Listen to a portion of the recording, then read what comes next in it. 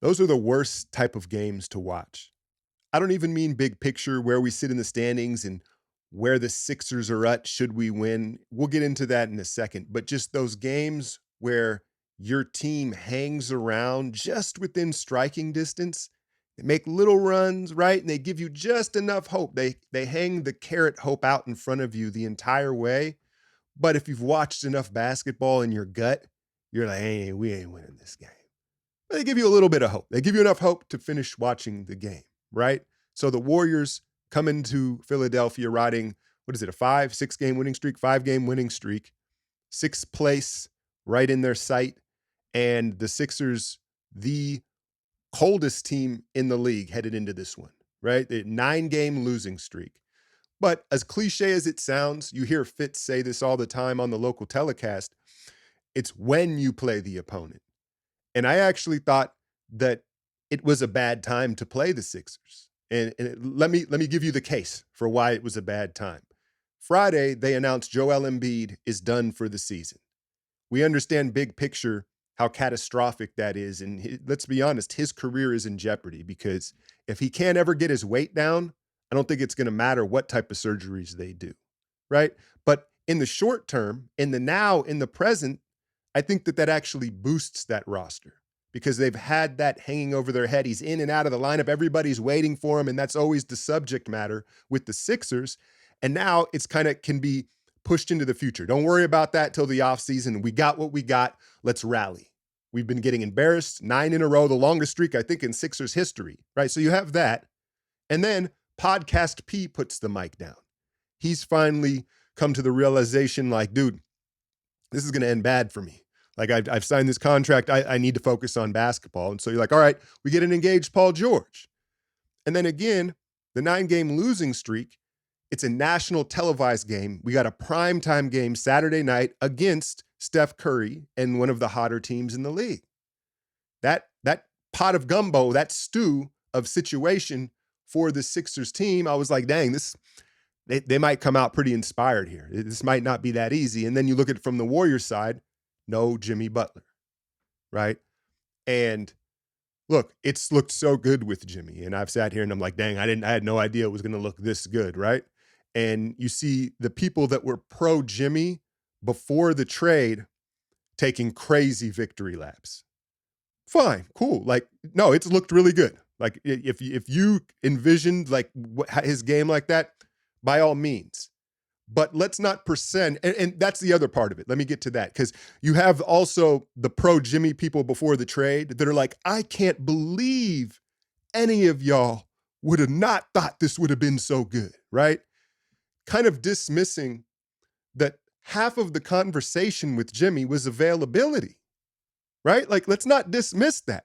If you would have said before the trade, hey, we can somehow magically guarantee you that Jimmy stays healthy, I don't think anybody would have turned it down for what it cost. Half of the conversation was his availability and durability. And here we are, what is it, 7 games in, and he's got back spasms. Now, I don't doubt it one bit.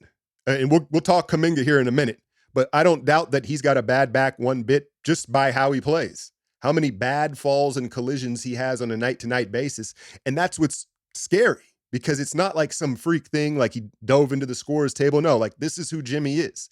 And one of the main reasons he shoots 10 free throws a game is because he puts his body on the line every night.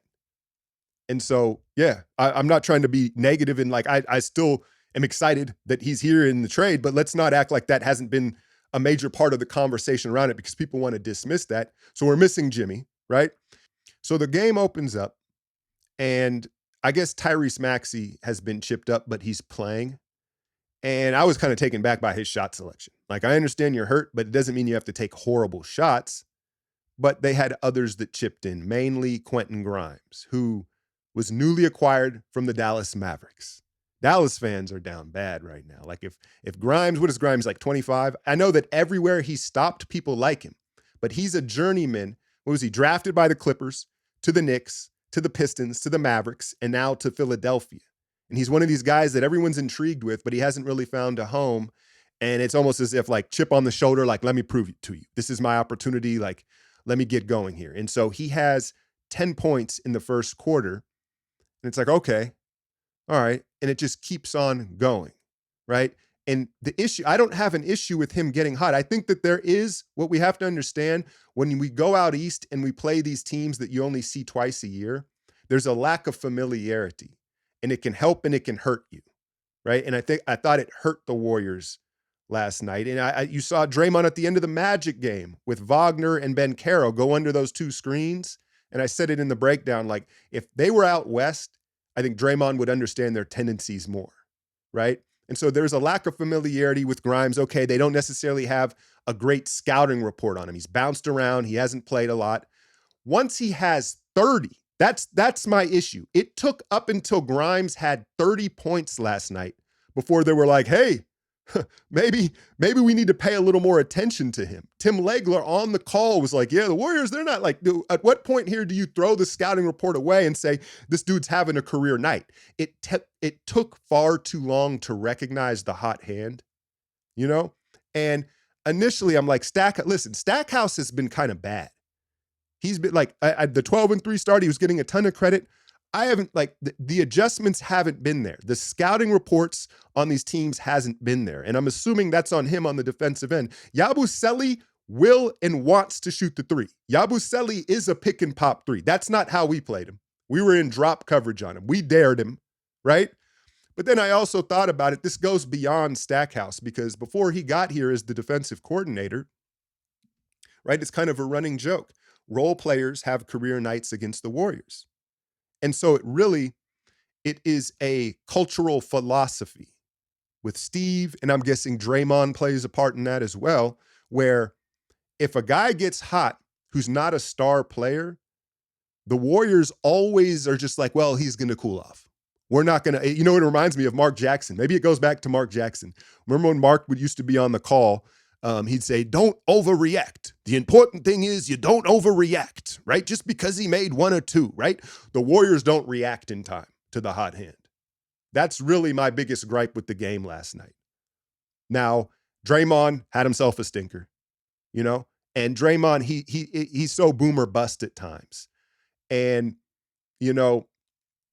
playing the center position since the trade and how hard he's been playing, I'll shoot him bail on being physically tired, smoking some layups, right? But he can't let his frustration and emotions get the best of him, because he was unfocused. He lost focus on his defensive responsibilities as the backline leader because he was so frustrated. And when you have to play through the non-whistle, how many times does he drive to the rim, throw his hands up, and stop playing as if he's LeBron? Like, Steph's not getting the whistle, Draymond, you're damn sure not getting the whistle, right? And there was some funky whistles at the end of the game, but let's be honest, the Warriors didn't deserve to win that game. Like, part of this was the Sixers, as I laid out for you in the beginning of the video, with a ton to prove, shot the lights out. Kelly Oubre revenge game. Grimes career high 44, right? They didn't adjust in time. And as I went through the breakdown this morning in the tape, I was kind of surprised how close we kept it, considering all things. Like, now the two positives that I'll take from this, is I was curious to see what Steph looked like after the 50 ball in Orlando, right? It was like, okay, he emptied the clip. What does he have left in the next game? I think I even made mention, like, Jimmy needs to carry more in Philadelphia. Well, Jimmy wasn't there. Steph looked spry. He still had the pep in his step. He still dominated the game and really kept hope alive throughout the game, right? Now, the second positive, Quentin Post gets the start. What does he have? 16 points, another 4 threes. You're seeing the no-dip three. For those of you that don't know what I'm referencing, like 9 out of 10, all shooters really, that can shoot the ball, when you catch the ball, right, you bring it down to your pocket. The dip is for rhythm to get the flow of motion. Clay has a no-dip shot. We've seen it when he wants to. It's very rare. There's a couple guys around the league, shooters, that's usually in the corner too, right, where they can catch it and not pocket it and still make it. Quentin Post can shoot the no-dip three at 7 foot. It's absolutely devastating. And I think that the word is out. You talk about familiarity and scouting reports. There's been a big enough sample size now from Post where he's going to change the geometry on the floor. Like, he's official. and he continues to just produce every time he's on the floor. He rolled the ankle, but he de-weighted from it. There was a tumble he took. Hopefully he's good. That's really my only question with Post is he going to be durable? And it's a good sign that that ankle didn't bother him too much. He may be on the injury report for Charlotte, but Post and Steph were the positives. I liked that Guy closed the game, even though he had some mistakes there. Now that final play, right? To me, you got to step in. I sat and blamed Draymond for a lot of things last night. He had a lot of terrible sequences, but as a young player there, did he think Steph was curling around there for a handoff and he wanted to stay out of the way? But to me, it was like 2 beats too long that he stayed out of bounds, right? But I liked Guy's effort on the glass, and he was one of the only guys that could finish around the hoop. But as far as the second unit goes and their struggles without Jimmy, look, Pods and Moody, they need someone else to create an advantage. It's very clear, right? They can't just create the advantage offensively against a set defense. What I'd like to see from Pods more is when he comes off a handoff or a screen, he's got to threaten more.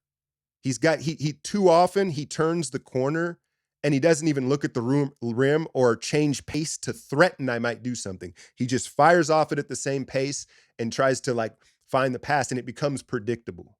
I think Moody is, depending on the matchup, can create his own shot, but that's where Knox came in, and I was hoping he would be more aggressive. And he kind of just wanted to fit into the system, which you get. But we need another shot creator. If Jimmy's not out there and Steph is sitting, I guess that's Kuminga, right? That's got to be Kuminga. And now the rumor is they may not play him until they get back from this road trip. Look, man, we all have our guesses and stuff at this point, though. I don't either come out and say that the injury was worse than it was, right? Or Celebrini and the staff just need to admit that they're pussies. I don't know. To me, look, and I know people are going to say, oh, they're one of the best. To me, the sign of a good training staff would be players get back healthier quicker. A lot of these injuries are unavoidable. Coming down on a foot and an ankle, right? These injuries are going to happen. How quickly can you get them healthy back on the floor? You don't have to be a good trainer to just hold a guy out extra long and be like, see, we've made sure he was anybody could just hold a guy out an extra couple weeks. So I'm kind of tired of this, and I'm not blaming Kuminga, but I don't quite understand what they're doing here. And maybe it's just a rumor, but I think we're all frustrated with that because you saw last night was a perfect example, not just a bigger point of attack defender that could have caused some resistance to Kelly Oubre going crazy, Grimes going crazy. That was as bad as Maxey was. We still overloaded on him the entire night. Again, we didn't recognize Maxey's kind of a decoy out here. Paul George is kind of a decoy out here. We never adjusted. But hopefully we get Kuminga back on this road trip. Why is he on the road trip? If he needs to heal and there's swelling, why is he there? I just don't like how that's been handled. I just want to see him get back. And so, again, this is the NBA, man. You lose one that you think you're going to win. Now you got to steal one that you thought you were going to lose. They head to Charlotte Monday. You assume you're going to win that one, right? The 2 games that you potentially could steal would be the back end in New York. Not holding my breath. That's a tough matchup, right? Could you get the young Pistons on the end of this road trip? You got to get Brooklyn and Charlotte. That goes without saying. But could you get Detroit on the end of this road trip? They're one of the hotter teams in the league. That's not going to be an easy matchup. But just a frustrating one, man. And I also one more point is, and I brought this up in today's breakdown. I'll have that in the description on Patreon. They came in. It kind of felt like they were feeling themselves a little bit too much. You get it. They've won 5 in a row. The Sixers were down. They didn't have an appropriate fear, as Steve Kerr likes to say. And I wonder if they kind of sway from being confident to cocky as a team too quickly because of the attention Steph garners on the road. Whenever they make these East Coast road trips, right? Steph's like a rock star. And so the team's there, all of a sudden, it's like all the extra people, the cameras, right? Do they maybe start to feel themselves a little too soon sometimes because of the Steph effect? Not blaming Steph, but what it is, right? Because it felt like they thought they were just going to cruise right past this team. Grimes gets hot, Oubre gets hot, and now you got a problem. So, sometimes you got to take an L to humble yourself a little bit. Hopefully that's what it is. And hopefully Jimmy is back and Kuminga is back before the end of this road trip. Otherwise, this roadie could turn into a disaster. Underdog Fantasy, as you know, you can get a 50% bonus on your first deposit up to 1,000 credits, and you can use my code in the description right now. I'm not gonna lie to you, I've been on a losing streak lately with my picks. So all that means to me is it's time to get hot. I'm due for some picks here. They've got a ton of Luka specials. Warriors aren't playing tonight, but as a Warrior fan, the game that I think everyone's interested in is Lakers Clippers. They played Friday night. Now they play at the Clippers' new place. The Lakers got them Friday, but we're right in the mix with the Clippers, right? And so my picks for this one tonight: Luka higher than 7.5 assists. I think what you're seeing with the Lakers are they're handing him the ball. They understand his value is with the ball in his hands, and they're going to let him, even though he's having a ton of turnovers, I expect him to rack up the assists. For the Clippers, Zubac. I think that's the counter to the second matchup for the Clippers. That's where their advantage lies. Without AD, right? Jackson Hayes and the Lakers obviously don't have a true big right now other than Hayes. I like Zubac higher than 13.5 points tonight. Again, that's underdog. The link will be in the description. Anyway, that's it for me, y'all. Enjoy the rest of your Sunday. And as always, hit that like, share, and subscribe. I'm out, y'all.